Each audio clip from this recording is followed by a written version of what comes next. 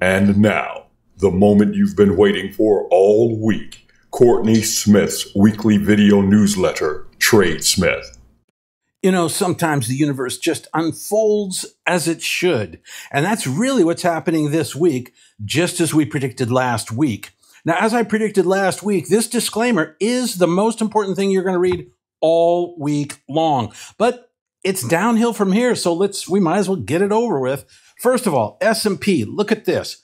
As we've been pointing out for, gosh, now it's a month, the purple predictor has been insanely bullish. And we got just under the highs we made a couple of weeks ago. I've drawn the green line there to show you that. But we're now making clearly higher highs. And if we break through that high where the green line is this week, which should happen on Monday, then that will put us back into a bullish posture. And we've been, for fully paid up members, we have a pretty big portfolio on right now. Every single position is making money. But once we break through those highs, I'm going to get even more aggressive, and wait till you see what's happening in the seasonality section of our report today. Now, also on Friday, we had a gap up. Very strong price action because it means there was a complete lack of sellers in that gap. That's what it means. And of course, what's the most bullish thing you can imagine? A complete lack of sellers, of course. Also, we opened on the low of the day, closed on the high. So it looks to me very clear that we're going to see a breakout above that green line. And this week, we should challenge the old highs up around 28, 68, something like that. So this is a very, very bullish picture. Dow Jones, not quite as bullish. You can see we did gap up. We opened on the highs, closed on the, opened on the lows, closed on the highs. So that looks pretty good, but we still haven't got an excess of buying pressure over selling pressure. We still have, you can see they're basically even. I guess with the price action, we would expect them to see the more buying pressure come into the market. But at this moment, Dow is not where we want to be. S&P is a much better place to be. Let's take a look at the Nasdaq. Now, the Nasdaq is where the action is again. For a couple of months, it was really not where we wanted to be, but now it is exactly where we want to be. Look at what happened here. This is really critical short-term price action. The market gapped higher, just like the other two major indices did, and it opened on the low, closed on the high. All of that is exactly the same. The difference is that this was a gap above the previous high. And that's a very, very bullish price action because it means that all the sellers that were in the market evaporated. They evaporated. They disappeared. It was bye-bye.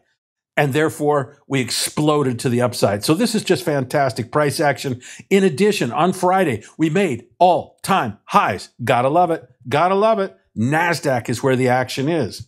Now, seasonality, our IWM seasonality indicator, turned bullish. I told you last week, if we broke above that roughly 156 level, that I would turn bullish on the seasonality. So, oh gosh, it says bearish up at the top. My mistake. Should say bullish.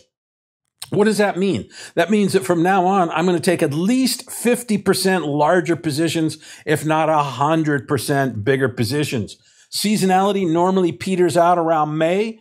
Sell in May, go away. You've heard the old expression. Well, it's true. So I would expect to get at least 2 good months out of this market to the upside, and that'll enable us to make some pretty significant money. Right now, things are all clear. Purple predictor, very bullish here. So no reason to believe that we're not going to see the market bull higher here. Let me repeat that. No reason to believe it at all. Our seasonality forecast here from Stock Traders Almanac looks to me like we'll rally up there. You can see to about the third week in September, third week in April, and then we're going to start a long decline. So that's going to be the challenging part of this year, I think, is after April. But from now until April, all clear. Let's go make some money. Now, the yield curve, once again, this is going to cap things, but it's not going to stop the bull market at all. Just slow it down a bit. Slow it down a bit. Asset allocation broke to new highs. So that's fantastic.